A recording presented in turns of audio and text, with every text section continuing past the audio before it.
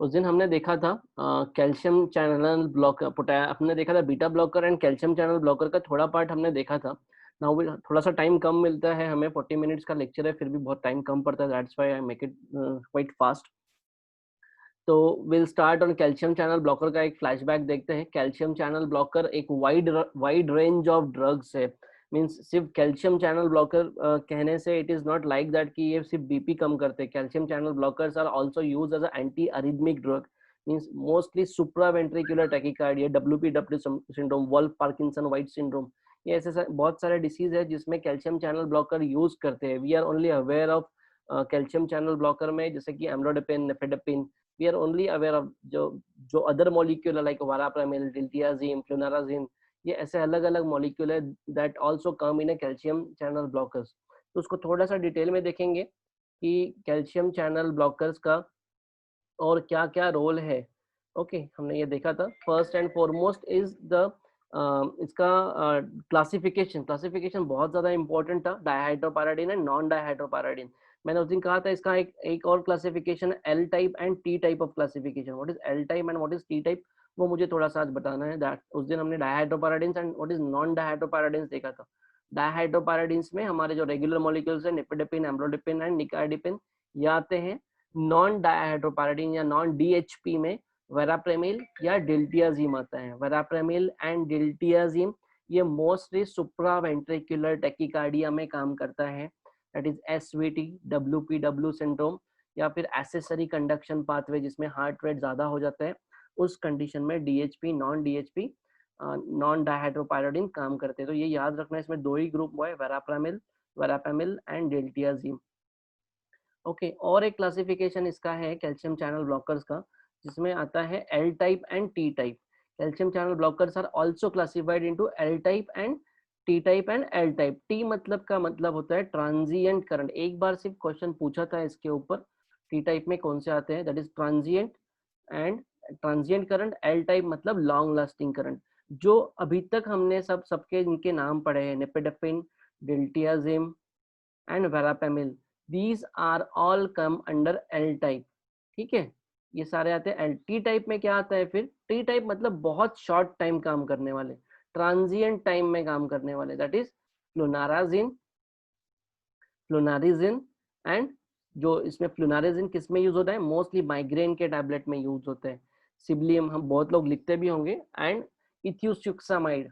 ये दो टैबलेट्स जो है, ये दो टैबलेट्स है, ये भी कैल्शियम चैनल ब्लॉकर में आते हैं। सिबलियम हम लोग बहुत दिन से लिख रहे होंगे या फिर माइग्रेड लिख रहे होंगे, but we are not aware कि ये भी कैल्शियम चैनल ब्लॉकर में है। कोई भी दवाई का अगर थोड़ा सा डीप में जाके पढ़ो ना, अच्छा कि ये कैटेगरी में आता है, तो वो ज्यादा दिन तक अच्छे से याद रहता है। व्हाट इज फ्लुनेरिजिन, फ्लुनाराजिन क्या करता है, it is a selective calcium entry blocker with histamine H1 blocking activity. It is effective in a prophylaxis of migraine के लिए काम आएगा। फ्लुनाराजिन जो है माइग्रेन के लिए यूज होने वाली दवाई है, वर्टाइगो के लिए यूज होता है, upper peripheral origin and adjuvant therapy of the epilepsy. तो फ्लुनाराजिन भी कैल्शियम चैनल का ब्लॉकर का ही टाइप है with H1 blocking activity, anti histaminic activity. ठीक है, this is the flunarizine. And second है ethosuximide. Ethosuximide is use to control absence seizure. ठीक है, एब्सेंस सीजर मतलब मोस्टली ये ड्रग मॉलिक्यूल एडीएचडी में ज्यादा यूज होता है, attention deficient hyper activity disorder. Ethosuximide, this is a petit mall epilepsy के लिए this drug is mostly use. तो ये टी टाइप में आपने सिर्फ ये दो ड्रग याद रखना है। अगर किसी ने पूछा वाइवा में कि कैल्शियम चैनल का ब्लॉकर का क्लासिफिकेशन, एक तो डायहाइड्रोपायरोडिन, नॉन डायहाइड्रोपायरोडिन, ये बताना। थोड़ा डीप में बताना है तो T type and L type. T type मतलब ट्रांजिएंट, एल टाइप मतलब लॉन्ग लास्टिंग। ओके, ये हमारा हो गया था। देन ये क्लासिफिकेशन जो हमने उस दिन देखा था, डायहाइड्रोपायरोडिन एंड नॉन डायहाइड्रोपायरोडिन। फिर था हमारा main main calcium channel blocker में जो दवाई हम लोग यूज करते हैं, that is the most frequently prescribed medicine is amlodipine. Amlodipine और नेफेडेपिन, तो दोनों में फर्क क्या है, एम्लोडेपिन देना चाहिए या नेफेडेपिन देना चाहिए, या फिर नेफेडेपिन क्यों नहीं देना चाहिए, क्यों एम्लोडेपिन देना चाहिए, will see. Bio availability, first is bio availability. हमने देखा था व्हाट इज बायो अवेलेबिलिटी, कितना मॉलिक्यूल पेशेंट ने दवाई लेने के बाद कितना अमाउंट ऑफ मेडिसिन ब्लड में आता है। तो bio availability of amlodipine is higher है ना, मतलब 100 mg की गोली लिए, 5 mg की टैबलेट लिए तो मोस्टली 4 mg 5 mg तक वो आएगा ब्लड में। निफेडेपिन का बायो अवेलेबिलिटी कम है, ऑनसेट स्लो है, निफेडेपिन का रैपिड है। आपने देखा होगा ये नीचे में देखो, दिस इज द डेपिन का टैबलेट। ये डेपिन का टैबलेट इसको प्रिक करके पेशेंट को सबलिंगुअल देते हैं। पेशेंट का अगर ट्रांजिएंट बीपी, अगर हमारे पास पेशेंट आता है, mostly we have done it in our college time, जब हमने देखा था कि आईसीयू में कोई जॉब कर रहे होंगे तो डेपिन को प्रिक करके उसमें से जो लिक्विड है वो पेशेंट के टंग के नीचे पोर कर देते थे। बट ये it is not always correct to do this, क्योंकि इसके साइड इफेक्ट ज्यादा है। क्या है, विल डिस्कस। बट इसका ड्यूरेशन ऑफ एक्शन फास्ट है, बहुत फास्ट बीपी को कम करेगा डेपिन। ओके, इसमें एक ये आता है पोर करने वाला जो शॉर्ट एक्टिंग है, एक आता है नेफेडेपिन 20 mg सस्टेन रिलीज, जो स्लो एक्टिंग है, मींस बहुत टाइम तक एक्ट करेगा, दैट इज एक्सटेंडेड रिलीज या फिर sustain release. Chance of reflex tachycardia, ये सबसे ज्यादा इंपॉर्टेंट पॉइंट है एम्लोडेपिन और नेफेडेपिन में। एम्लोडेपिन में रिफ्लेक्स टैकीकार्डिया एम्लोडेपिन में कम होता है, नेफेडेपिन में ज्यादा होता है। रिफ्लेक्स टैकीकार्डिया का मतलब क्या होता है, what is reflex tachycardia? Suppose patient का बीपी है 180/110, 180/110 में पेशेंट लेके आया पेशेंट, तब पेशेंट के जो वेसल्स है, वेसल्स ब्लड वेसल्स जो है, आर्टरीज एंड वेन, वो टाइट है ना, that is TPR, TP total peripheral resistance है वो ज्यादा है, ब्लड वेसल्स टाइट है। कैल्शियम चैनल ब्लॉकर देने से क्या हो जाएगा कि ये सारे ब्लड वेसल्स लूज हो जाएंगे, इट इज गेट डायलेटेड। अगर कोई भी चीज डायलेट होती है तो हार्ट का जो प्रेशर है, जैसे कि heart suppose 50 time 60 time pump हो रहा था, 1 2 3, जैसे ही ब्लड वेसल्स डायलेट हो जाएंगे हार्ट का स्पीड बढ़ जाएगा और वो 60 से सीधा 100 तक जंप करेगा, 100 120 जंप करेगा। तो इसको बोलते हैं रिफ्लेक्स टैकीकार्डिया बिकॉज ऑफ वेसोडाइलेटेशन। जैसे ही कोई ब्लड वेसल्स डायलेट होती है तो हार्ट का कॉन्ट्रैक्शन का स्पीड बढ़ जाएगा, that is the reflex tachycardia. तो जब ये कॉन्ट्रैक्शन का रेट, हार्ट का बीटिंग का रेट जब बढ़ता है तब ऑक्सीजन डिमांड बढ़ती है, हार्ट को ज्यादा पंप करना पड़ रहा है, ज्यादा पंप करना पड़ रहे से उसे ज्यादा ऑक्सीजन चाहिए, ज्यादा ऑक्सीजन चाहिए मतलब पेशेंट को एंजाइना हो सकता है या पेशेंट को एमआई होके पेशेंट की डेथ हो सकती है। That's why nifedipine is not always a choice of drug in malignant acute hypertension. Patient may land up in MI or severe angina. Half life, amlodipine का हाफ लाइफ है ज्यादा, नेफिडेपिन का जो सबलिंगुअल है उसका शॉर्ट हाफ लाइफ है। Dosing once a day, इसमें हमें फ्रीक्वेंट डोजेस देने पड़ेंगे। दिस इज नेफिडेपिन का सस्टेन रिलीज है, इसके ये सस्टेन रिलीज होने से इसके फ्रीक्वेंट डोजेस कम है, बट रिफ्लेक्स टैकीकार्डिया होने के चांसेस नेफिडेपिन में ज्यादा है।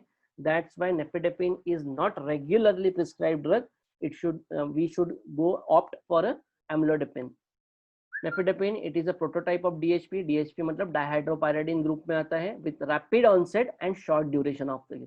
किसी का बीपी बहुत ही ज्यादा है तो आपने क्या करना है उसको, अगर पेशेंट को अगर हमें पेशेंट को देना है कि बहुत ही मैलिग्नेंट हाइपरटेंशन है, अगर उसको रिफ्लेक्स टैकीकार्डिया नहीं होना चाहिए, देन उसको बीटा ब्लॉकर के साथ में दीजिए। बीटा ब्लॉकर के साथ होने से उसको टैकीकार्डिया नहीं होगा, क्योंकि बीटा ब्लॉकर्स क्या करते हैं, पेशेंट को ब्रैडीकार्डिया करते हैं। इससे क्या होगा, नेफेडेपिन से क्या होगा, आर्टेरी और डायलेटेशन होगा, TPR decreases, BP fall. It does not suppress SA node and AV conduction. Nifedipine SA node और एवी नोड के साथ छेड़छाड़ नहीं करता, ये उसकी एक्टिविटी को डिप्रेस नहीं करता, इसीलिए रिफ्लेक्स टैकीकार्डिया भी होता है। ओके, अगर एसए नोड भी डिप्रेस हुआ रहता तो टैकीकार्डिया नहीं हुआ रहता। Calcium channel blockers SA node की एक्टिविटी को कम करते हैं, जो कि निफेडेपिन नहीं करता है। रिफ्लेक्स सिंपैथेटिक स्टिमुलेशन, ये हमने देखा अभी, reflex sympathetic stimulation leads to tachycardia. Nifedipine में टैकीकार्डिया होगा, ये पूछते ही है, they are this is the favourite question कि निफेडेपिन देने से क्या होगा, तो यू हैव टू से निफेडेपिन देने से पेशेंट का बीपी तो कम हो जाएगा, बट पेशेंट में land up into reflex tachycardia and patient में die because of increase oxygen demand. Nifedipine has a mild natriuretic action, doses 5 to 20 mg। Adverse effect क्या है, फ्रीक्वेंट साइड इफेक्ट और पैल्पिटेशन हो सकता है, टैकीकार्डिया का नाम फ्लैशिंग हो सकता है, एंकल एडिमा, एंकल एडिमा मतलब पैरों में सूजन। जो भी पेशेंट एम्लोडिपिन या नेफिडेपिन लेते हैं, आपके पास वो अगर आते हैं ओपीडी में तो उनका एंकल चेक करो, डेफिनेटली उनके एंकल में सूजन होगी। तो क्या करना है आपको, इसको चेंज करके एस इनहिबिटर पे डालो या फिर टेल्मा एच पे डालो या फिर कोई डायरेटिक ऐड कर दो। पेशेंट में land up in hypotension, headache, फिर can be minimise by low starting dose. अगर आपको कोई ऑप्शन नहीं है, निफिडिपिन देना ही है तो लो डोज से स्टार्ट करो। Fraction of the dose are use retard formulation, retard मतलब एक्सटेंडेड रिलीज या सस्टेंड रिलीज वाली टैबलेट यूज करो। Nifedipine has paradoxical increase the frequency of angina in some patient। देखो ये बहुत important, this paragraph is taken from the Tripathi, ये सारी line Tripathi से ली हुई है। तो और निफेडिपिन पे स्पेशल क्वेश्चन भी आया हुआ है, that's why I took this longer, है ना। बाकी जो पीपीटीज में इतना डिटेल नहीं दिया हुआ है कहीं पे। तो निफेडिपिन पे शॉर्ट नोट भी आई हुई है। तो निफेडिपिन में क्या होता है, nifedipine has paradoxically increase the frequency of angina in some patient. Nifedipine हम लोग देते हैं, पेशेंट को एंजाइना नहीं होना चाहिए इसलिए कैल्शियम चैनल ब्लॉकर देते हैं, पर निफेडिपिन से ही पेशेंट को एंजाइना हो सकता है। Higher mortality among the post MI patient has been confirm, बहुत इंपॉर्टेंट लाइन है। हायर मोर्टेलिटी मतलब पेशेंट को अगर एमआई हुआ है, एमआई के बाद अगर निफेडिपिन जिनको दिया गया है उनमें डेथ रेट ज्यादा पाया गया है as compare to beta blocker and ACE inhibitor. However it has been safely administered with the beta blocker and digoxin. अगर आपको ऑप्शन ही नहीं है तो just give it with beta blockers, ठीक है। तो आप ये बीटा ब्लॉकर्स के साथ दीजिए। Bye it's relaxant effect on the bladder, nifedipine can increase the urine voiding difficulty in elderly। मतलब ये ब्लैडर को रिलैक्स करेगा, इसलिए पेशेंट को यूरिनेशन में प्रॉब्लम हो सकती है। It has also been reported to hamper a diabetes control by decreasing the insulin release। ये इंसुलिन रिलीज को भी कम करता है। Okay, status of different CCB in different condition. देखो अभी अभी इसका क्या क्या है, डायहाइड्रोपायरोडीन्स में, एक सेकेंड ना, एक कॉल है, बोल अर्जेंट क्या है। मैं बाद में बात करता हूँ तुझसे। Nifedipine या amlodipine significantly more arterial vasodilation, little effect on a cardiac tissue, more used in a systemic hypertension। Nifedipine has more vasodilation effect which can even lead to reflex tachycardia, can precipitate angina or coronary still syndrome। ये MCQ पूछा गया है, coronary steal syndrome कौन सी दवाई में मिलता है या कौन से मेडिसिन के कारण होता है, answer is nifedipine. Amlodipine is more useful antihypertensive agent. एक नया मॉलिक्यूल है clevidipine, recently approved, only IV infusion, management of the hypertensive emergency. Clevidipine जो है वो इमरजेंसी में आईसीयू में यूज करने वाला ड्रग है and it is recently diagnose, discovered and use in IV form.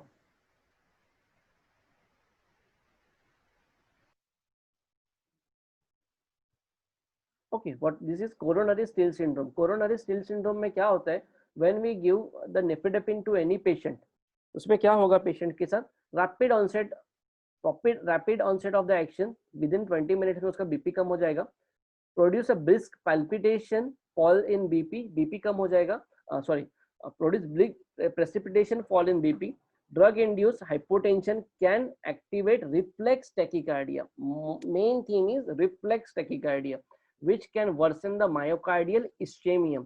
इस पेशेंट आया आपके पास, आप आईसीयू में जॉब कर रहे हो एंड पेशेंट चेस्ट पेन लेके आया, पेशेंट बीपी लेके आया 190/110 बीपी लेके आता है, patient says I am having a chest pain, आपको दिमाग में लगता है कि ये एंजाइना का पेशेंट होगा और आपने उसको दे दिया नेफेडेपिन, बीपी लो करने के लिए सबलिंगुअल नेफेडेपिन दे दिया। तो आप instead of benefiting this patient को बेनिफिट तो मे और मे नॉट भी होगा या नहीं, बट रिफ्लेक्स कार्डिया के कारण उसका मायोकार्डियल ऑक्सीजन डिमांड बढ़ेगा और उसका इस्चेमिया और वर्सन हो सकता है, उसका हार्ट में और ज्यादा डैमेज हो सकता है because of nifedipine. That's why nifedipine should be use very cautiously. Adverse effect, flushing, constipation, bradycardia, ये आप पढ़ लेना, इसमें कुछ नहीं है। Next molecule is nimodipine. Nimodipine भी बहुत यूजफुल है, मोस्टली इन ये ड्रग मॉलिक्यूल सीएनएस डिपार्टमेंट में या फिर न्यूरो सेंटर्स में ज्यादा यूज होता है। Nimodipine is use to decrease problem due to certain type of bleeding in the brain. अगर कोई पेशेंट आता है और आपको लगता है कि उसको सब अरेक्नॉइड हिमोरेज है, सिर में ब्लीडिंग है because of the vascular damage, तो उस समय में आपको निमोडिपिन यूज करना चाहिए। The body naturally responding to the bleeding by narrowing the blood vessel to slow the blood flow. However, when the bleeding is in the brain, stopping of the blood flow causes more brain damage. Nimodipine is thought to work by relaxing the narrowed blood vessel in the brain, the near area bleeding, so blood can flow more easily. देखो उसको bleeding को, इनका एक theory ये है कि suppose brain में bleeding होने के कारण अगर उसका ब्लड फ्लो रोक दिया जाए बाय एनी एजेंट, अगर ब्लड फ्लो रोक दिया जाए तो ज्यादा डैमेज होगा। सो दिस थ्योरी सेज अगर निमोडिपिन देंगे तो ये सिर्फ ब्रेन के ब्लड वेसल्स को डायलेट करेगा और जहां पे इंजुरी हुई है, इन्फाक्ट हुआ है इन अ ब्रेन, उसको रोकेगा by flowing the blood in the narrowed artery of the brain. तो nimodipine work in a CN means आपके ब्रेन में वो अच्छे से काम करेगा, ब्रेन डैमेज को होने से रोकेगा। Therapeutically use systemic hypertension, arrhythmia, this is for all calcium channel blockers. फिर next molecule is verapamil and diltiazem. Hello sir. हाँ सर निमोडिपिन सीवी में देते हैं, ब्लीडिंग जहाँ पे सीवी ब्लीड होता है यस, दिस इज द वहाँ सब, पे ज्यादा यूज करते हैं sir. Yes hypertension with bleed हुआ है बिल्कुल बराबर, this is the sub arachnoid haemorrhage. इसमें जो लिखा है ना एसएएच, एसएएच मींस हाँ सब सर। अरेक्नॉइड हिमोरेज, मतलब ब्रेन में अगर ब्लीडिंग हुआ है बाकी because of- इसमें अदर एंटी हाइपरटेंसिव नहीं चलते, उसमें निमोडिपिन चलता है। बिल्कुल यूज बराबर, करते हैं। बिल्कुल, क्योंकि ब्रेन में जो थ्योरी मैंने बताई है क्यों यूज होती है, क्योंकि कुछ थ्योरी बोलती है अगर आपने ब्रेन का ब्लड सप्लाई रोक दिया या फिर because of any reason brain में अगर वेसल्स कॉन्स्ट्रिक्ट हो गए तो वहां का एरिया और इस्चेमिक डैमेज होगा। निमोडिपिन देने से ब्रेन के ब्लड वेसल्स डायलेट होंगे और ब्रेन के इस्चेमिक एरिया को ब्लड सप्लाई मिलता रहेगा। That's why nimodipine is the choice of drug in subarachnoid haemorrhage. This is then next is the verapamil and diltiazem. Verapamil and diltiazem have more effect on a heart than vascular smooth muscles. वेरापेमिल और डिल्टियाजिम जैसे कि मैंने बताया कि ये supraventricular tachycardia SVT में mostly use होते हैं जब हार्ट रेट बढ़ेगा। इसका बीपी कम करना इतना मोर इम्पोर्टेंट ये नहीं है। Verapamil and diltiazem mostly used for to regulate the heart rate, causes decrease automaticity of the heart, मतलब SA नोड को कम करेंगे, decrease conduction velocity, SA node से AV नोड तक करंट धीरे जाएगा, decrease contractibility, useful for arrhythmia and angina due to cardiac depressant. Next is amlodipine. ये amlodipine पढ़ लेना, ज्यादा कुछ नहीं लिखा है इसमें। हाँ, एक एम्लोडिपिन का नया मॉलिक्यूल आया अभी। देखो एम्लोडिपिन के जो मॉलिक्यूल है या निफ्टेडिपिन है उससे एंकल इडीमा होते हैं। देयर इज एस एक मोनोमर है एम्लोडिपिन का monomer. This is a single enantiomer of preparation is effective at a half the dose and is claim to cause less ankle oedema. That is S Numlo, S Amcard, Esomax, ये नाम से वो आता है। I don't know, मैंने अभी तक use नहीं किया है बट त्रिपाठी में ये मेंशन किया हुआ है, मेरे ख्याल से हम में से किसी ने यूज किया होगा। तो दिस इज द एक मोनोमर है एम्लोडिपिन का जिससे एंकल इडीमा कम होता है। Then nitrendipine, nitrendipine this is the, ये भी डायहाइड्रोपायरिडोन का ग्रुप है with oral bioavailability 10 to 30%। It has been shown to release NO from the endothelium which may be additional mechanism of the vascular nitrogen oxide. The endothelium NO is claimed to retard atherosclerosis, ventricular contractility and AV conduction are not depressed. Nitridipine is indicated in hypertension and angina pectoralis. क्यों नाइट्रिडिपिन? नाइट्रिडिपिन एक अक्सर patient जिनको angina है, chest pain हो रहा है, ये NO release करता है, उसके कारण वेसल्स अच्छे से डायलेट होंगे और पेशेंट का पेन भी कम होगा और हार्ट में पेशेंट को ब्लड फ्लो भी अच्छा मिलेगा। मीन्स एंजाइना के पेशेंट में स्पेसिफिकली आजकल यूज होता है नाइट्रोडिपिन। दिस इज वेरापेमिल जो हमने पढ़ा। वेरापेमिल पे भी और डिल्टियाजिम पे दोनों पे शॉर्ट नोट आई है इसके पहले। Verapamil is used to treat high blood pressure. Verapamil belongs to the class drug known as a calcium channel blocker, but ये non hydropyridines में आते हैं. It works by relaxing blood vessels so the blood can flow more easily. Verapamil is used to prevent chest pain. It may help to increase your ability to exercise and decrease how often you may get angina attacked. Verapamil is also used to control heart rate. ये heart rate में ज़्यादा काम करेगा. If you have fast, irregular heartbeats such as atrial fibrillation, it helps to lower the heart rate, helping feel more comfortable and increase your ability to exercise. किसी patient का अगर suddenly heart rate बढ़ता है, mostly SVT या सुप्रा ventricular, ventricular में इतना काम नहीं करेगा, वेंट्रिकुलर रिदम्स में इतना काम नहीं होगा, वेंट्रिकुलर फिब्रिलेशन या वेंट्रिकुलर टेकिकार्डिया में नहीं काम करेगा. उल्टा वेंट्रिकुलर फिब्रिलेशन और टेकिकार्डिया में इसके साइड इफेक्ट हो सकते हैं. मैंने वेरापेमिल का थोड़ा सा एक्स्ट्रा इसलिए लिया हुआ है कि ये चॉइस ऑफ क्वेश्चन है. तो this is taken from the Tripathi. तो क्या होता है इसमें, the most consistent action of the verapamil is prolongation of the AV nodal ERP. What is ERP? Effective refractory period. As a result, AV conduction is markedly slowed and re-entry involving the AV node is terminated. देखो इसको मैं एकदम easy करके बताता हूँ. What is first तो refractory period क्या होता है? The amount of the time in which cell cannot respond. बस इतना याद रखो, cell cannot respond to the new stimulus. मतलब जो कार्डियक सेल है वो नए स्टिमुलस, ऐसे नोड के नए स्टिमुलस को रिस्पॉन्ड नहीं करेंगे, मतलब वो उतना एनेस्थेटाइज हो जाएंगे या पैरालाइज्ड हो जाएंगे. मतलब वो अपना ऐसे नोड के करंट को एनेस्थेटाइज कर रहे हैं. मतलब अगर 100 करंट आ रहे हैं, अगर ऐसे नोड फायरिंग कर रहा है 200 बार, तो हो सकता है वो 100 टाइम्स ही करंट को एक्सेप्ट करेंगे. अल्टीमेटली क्या हो जाएगा, हार्ट रेट कम हो जाएगा.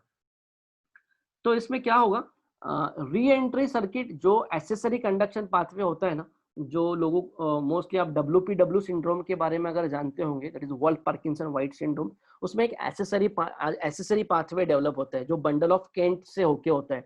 तो एसेसरी कंडक्शन पाथवे में एक्स्ट्रा करंट री एंट्री होके नहीं आना चाहिए, इसीलिए वेरापेमिल यूज होता है. आप सिर्फ इतना याद रखो कि ये एवी नोड को प्रोलॉन्ग करता है और री एंट्री को रोकता है. Intraventricular conduction however is not affected. देखो ये बहुत इंपॉर्टेंट लाइन है, इंट्रावेंट्रिकुलर, वेंट्रिकल्स के अंदर के कंडक्शन को ये नहीं रोक पाता है. ठीक है. Verapamil can terminate attack of the PSVT. PSVT मतलब पैरोक्सिस्मल सुप्रावेंट्रिकुलर टैकीकार्डिया, मतलब एट्रियम वाले रिदम, एट्रियल फ्लटर हो, एट्रियल फिब्रिलेशन हो, इसको ये PSVT या साइनस एट्रियल रिदम हो या एट्रियल टैकीकार्डिया हो, तो ये एट्रियम में होने वाले सारे रिदम को वेरापेमिल रोकेगा, बट वेंट्रिकल में नहीं रोकेगा. 5 mg IV over 2 to 3 minutes is effective in 80% cases, but marked bradycardia, AV block, cardiac arrest and hypotension can occur. Verapamil should not be used if PSVT accompanied with the CHF. Patient को hypotension है या congestive heart failure है तो वेरापेमिल use मत करो. It is also useful in preventing the recurrence. देखो इसमें और एक लाइन इंपॉर्टेंट है, रिकरेंट सुप्रावेंट्रिकुलर टैकीकार्डिया या नोडल अरिथमिया, देखो WPW syndrome are susceptible to the verapamil. ये बहुत इंपॉर्टेंट लाइन है, ये MCQ में भी आता है या वाइवा में भी पूछते हैं. अगर पेशेंट को सुप्रावेंट्रिकुलर टैकीकार्डिया है या WPW सिंड्रोम है, तो which is your choice of calcium channel blocker? Answer is वेरापेमिल. But it should not B, but इसमें वेरापेमिल से एक दूसरा मॉलिक्यूल है इसके बाद वाला, दैट इज अ डिल्टियाजिम. डिल्टियाजिम नाउअडेज ज्यादा अच्छे से यूज होता है या मोर फ्रिक्वेंटली प्रिस्क्राइब्ड ड्रग है डिल्टियाजिम. दोनों भी नॉन DHP में आते हैं.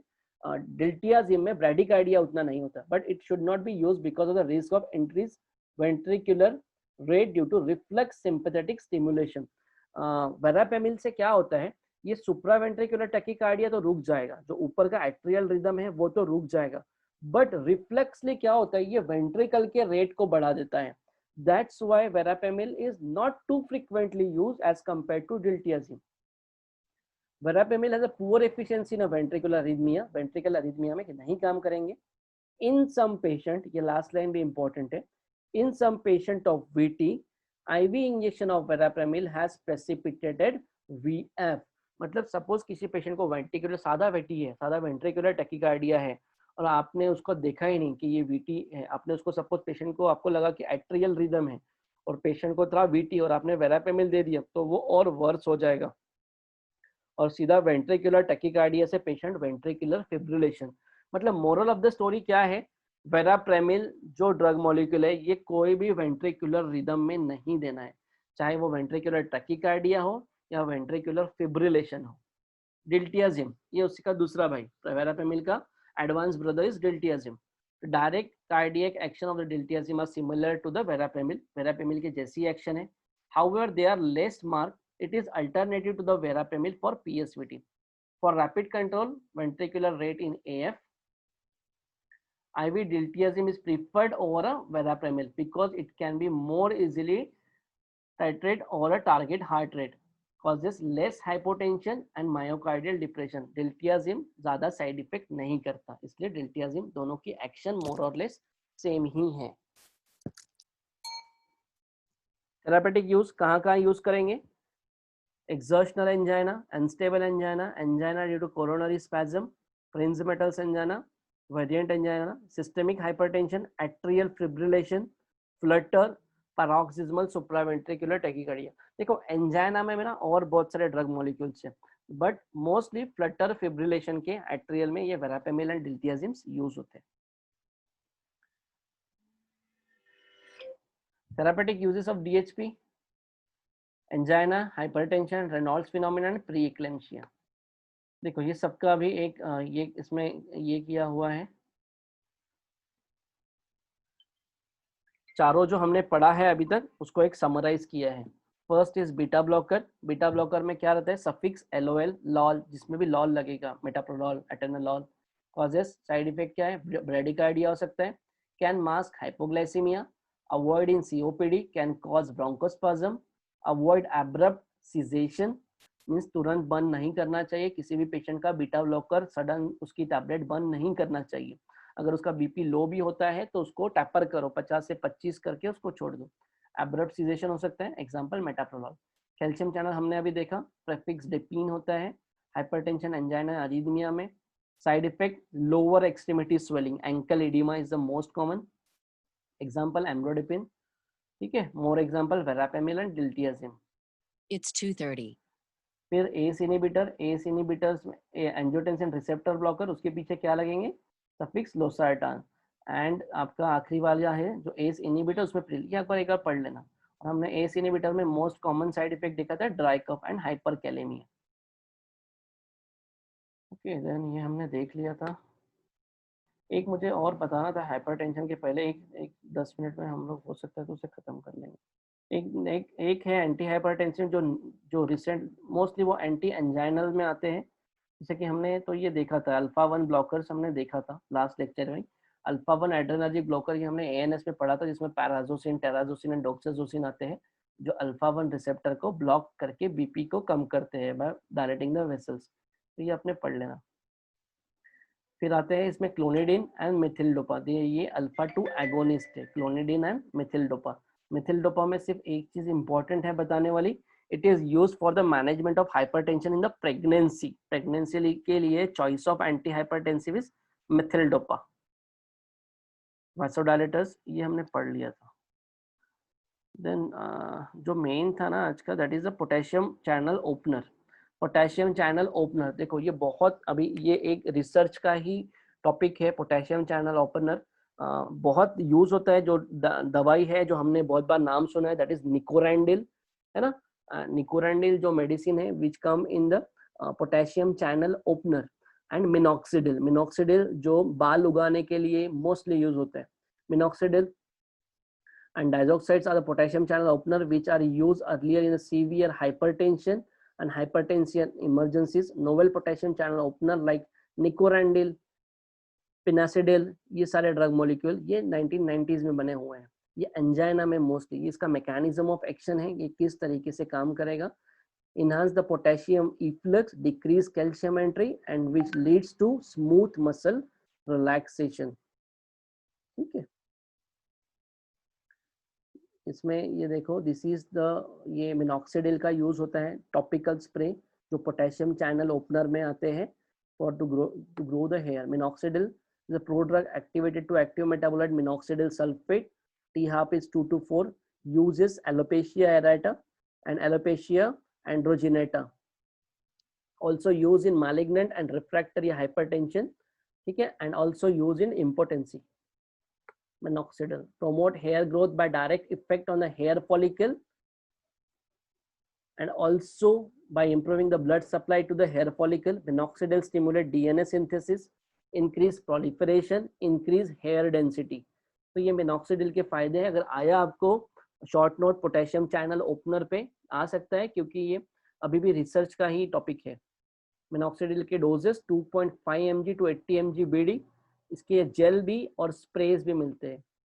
Adverse effects: hypertrichosis, pleural and pericardial effusion, reflex tachycardia, fluid and salt retention हो सकते हैं. निकोरेंडिल है ना, निकोरेंडिल भी आजकल बहुत एंटी एंजाइनल ड्रग करके यूज हो रहा है. Decrease preload and as well as afterload. T-half is 15 minutes and use as a angina and arrhythmia में यूज होता है. निकोरेंडिल डोज सेम वही है. एडवर्स इफेक्ट सेम है सबके, headache, postural hypotension, gastric disturbance, flushing, rashes and mouth ulceration. Mainly arterial vasodilatation, coronary artery का dilate करता है, इसीलिए एंटी एंजाइनल ड्रग भी as anti anginal drug nicorandil use होता है. इस्चेमिक हार्ट डिसीज में most commonly use prescribe drugs है nicorandil. Also used in hypertension, pulmonary hypertension, peri-operative cardiac protection, rhythm disturbance and peripheral vascular diseases.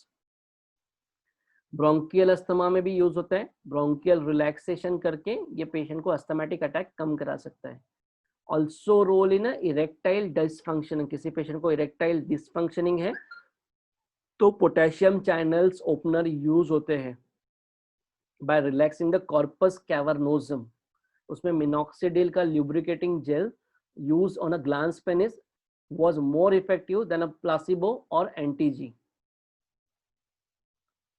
And last इसका action on uterus, ये patient को dysmenorrhoea, patient को अगर dysmenorrhoea है तो उसमें भी, या फिर प्रीटर्म लेबर में भी पोटेशियम चैनल का अभी भी यूज है, but these are on a research level सारा का सारा. Take home message: potential area of research. Potassium channel opener है वो पोटेंशियल एरिया ऑफ रिसर्च है. मल्टी यूटिलिटी ड्रग है but lack of specificity action. Need of development of the selective drug. Most important uses as alopecia, angina and hypertensive crisis. ठीक है, फिर combination to be avoided, कौन से combination avoid करने चाहिए, कौन से कॉम्बिनेशन अवॉइड करने चाहिए. Alpha and beta adrenergic blocker with clonidine, ये नहीं देना चाहिए. निफिडेपिन विद डाययूरेटिक नहीं देना चाहिए. हाइड्रोलाजिन विद डीएचपी और प्राजोसिन्स नहीं देना चाहिए. वेराप्रेमिल डिल्टियाजिम के साथ, वेराप्रेमिल और डिल्टियाजिम विद बीटा ब्लॉकर नहीं देना चाहिए. मिथिल डोपा विद क्लोनिडिन नहीं देना चाहिए. इसमें प्रेगनेंसी के लिए भी मैंने निकाला था, प्रेगनेंसी. हाँ, antihypertensive and pregnancy. Antihypertensive to be avoided during pregnancy. Pregnancy में कौन से एंटी हाइपरटेंसिव नहीं देना चाहिए. एस इनहिबिटर्स एंड एआरबी, कोई भी एस इनहिबिटर या एआरबी नहीं देना है. रिस्क ऑफ फीटल डैमेज या ग्रोथ रिटार्डेशन हो सकता है. Anti hypertensive safer during pregnancy, hydralazine and methyl dopa. Diuretic से क्या होगा, increase risk of foetal wastage, placental infarct, miscarriage and still birth हो सकता है. सो डायूरेटिक भी नहीं चलेगा, एस इनहिबिटर भी प्रेगनेंसी में नहीं चलेगा. Non selective beta blocker, non selective मतलब बीटा 1 और बीटा 2 पे काम करने वाले. Propranolol causes low birth weight, decrease placental size, neonatal bradycardia and hypoglycaemia. So non selective beta blocker भी नहीं चलेंगे. But what about selective, cardio selective में, एंड दोज विद ISA. मैंने ISA उसी दिन समझाया था. What is ISA? Example, atenolol, metoprolol, pindolol acid may be used if no other choice. अगर आपके पास कोई भी चॉइस अवेलेबल नहीं है तो ही बीटा 1 भी सोच समझ के यूज करो. Dihydropyridine calcium channel blocker, if use they should be discontinued before the labour. अगर आपको कैल्शियम चैनल ब्लॉकर्स डाइहाइड्रोपायरिडीन मतलब एम्लोडेपिन के ग्रुप के यूज करना है तो आप उसके लेबर के पहले उसको डिसकंटिन्यू करो, क्योंकि उससे क्या होगा, यूटेरस के मसल रिलैक्स हो जाएंगे और प्रेशर का यूटेराइन टोन कम हो जाएगा तो डिलीवरी में प्रॉब्लम आएगा। तो जस्ट बिफोर अ टर्म उसको बिफोर अ लेबर उसको डिसकंटिन्यू करो। Okay, calcium channel blockers. Sodium nitroprusside is contraindicated in eclampsia. Prazosin and clonidine provided that postural hypotension can be avoided. Prazosin ये alpha 1 agonist है, alpha 1 blocker है, तो ये आप use कर सकते हो, बट पेशेंट को हाइपोटेंशन नहीं होना चाहिए। So the choice of drug is we have is hydralazine and methyl dopa. Calcium channel blockers can be used, but it should be discontinued before the labor. तो ये chart है, आप निकाल के रख दो, इंपॉर्टेंट चार्ट है। Anti hypertensive found safer in pregnancy, ये भी उसी का एक सब टाइप है। दिस इज एक चार्ट है, ये भी आप निकाल के रख सकते हो। इसमें दिया हुआ है पेशेंट को कौन सी डिसीज कंडीशन है तो कौन से एंटी हाइपरटेंसिव यूज करना चाहिए। For example high coronary disease risk, अगर किसी पेशेंट को हाई कोरोनरी डिसीज रिस्क है तो उसको डायूरेटिक स्टार्ट करो, बीटा ब्लॉकर स्टार्ट करो, फिर एस इनहिबिटर स्टार्ट करो and then think of calcium channel blocker. तो ये एक दिया है उन्होंने, it is not always true कि ये ऐसा ही देना है, बट ये आपको एक गाइड करेगा। डायबिटीज है, diuretic start ACE inhibitor, then think of अगर डायूरेटिक से नहीं मैनेज हो रहा है तो एस इनहिबिटर दो, एस इनहिबिटर के कुछ साइड इफेक्ट हो गए, ड्राई कॉफ, तो एआरबी दो, एआरबी से भी नहीं हो रहा है तो कैल्शियम चैनल ब्लॉकर दो। डायबिटीज में बीटा ब्लॉकर अवॉइड करना चाहिए क्योंकि इससे इंसुलिन मेटाबॉलिज्म में प्रॉब्लम होता है। तो इसी तरीके से ये दिया हुआ है। रिकरेंट स्ट्रोक, किसी पेशेंट को स्ट्रोक आ रहा है तो उसे पहले डायूरेटिक देना चाहिए, डायूरेटिक से नहीं मैनेज हो रहा है तो एस इनहिबिटर देना चाहिए, बाकी ड्रग मॉलिक्यूल के बारे में अवॉइड करना चाहिए या फिर take a expert opinion. This is a kind of chart जो आप इसके बारे में एक बार पेशेंट आपके पास ऐसा है तो सोच सकते हो। Okay, the less than 1 minute is remaining. Any problem, any question? Most of the